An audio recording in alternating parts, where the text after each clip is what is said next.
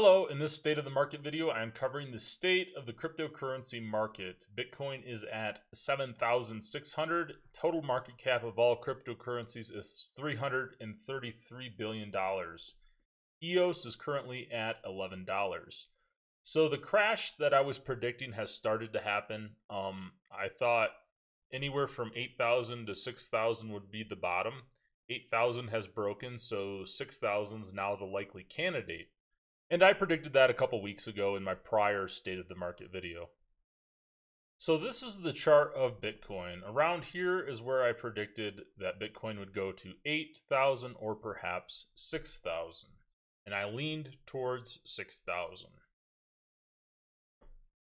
And that seems to be the case that it should happen.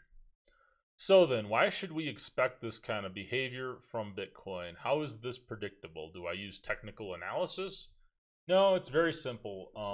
Bitcoin and other cryptocurrencies, they tend to follow a prescribed behavior of patterns.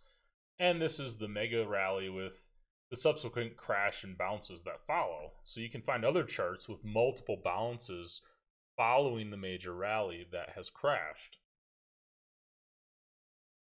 So here is an article from today on CoinDesk. Bitcoin prices faces bear indicator not seen since 2014. Ooh, that's scary. But notice they tell you this. They tell you this long after the market has crashed. And it's in the midst of a crash. And then the bear indicator kicks in.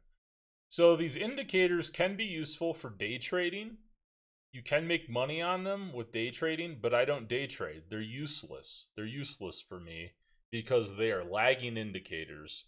You know, I predicted 2 weeks ago the market would crash, and now today the market's crashing, and now they say there's a bad indicator. So it's like 2 weeks behind the curve of investing and trading.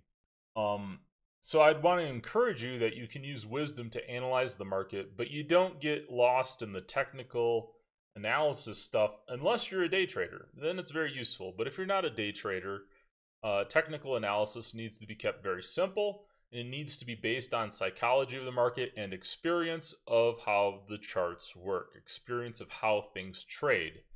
And things in cryptocurrency trade in this boom bust with bounces. It's the cycle of how crypto trades.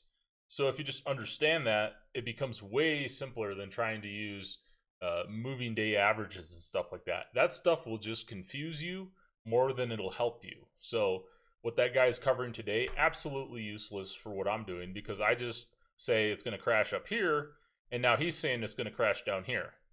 That's useless. That's practically useless. It is a good indicator in the sense, if you're a day trader, that you might expect continued momentum down to the next support level around 6,000 or 6,500. It is useful for that. But notice there's very little meat left on the bone for that sort of differentiation, right?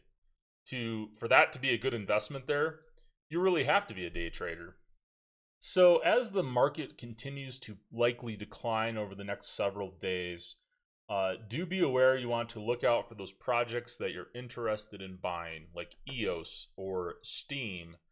I also might look at Steem-backed dollars or other projects.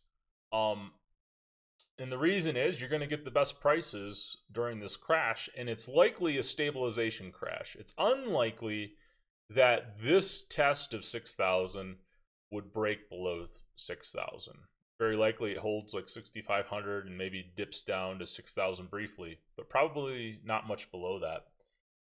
And from there, we should expect some kind of bounce rally. It's probably not the continuation of a bull rally at that point, but it could be, depending on what happens with the news. Eventually, though, the market stabilizes, it finds its level, and it stabilizes into a new bull rally. So I hope you enjoyed this video. Thank you for watching. Bye.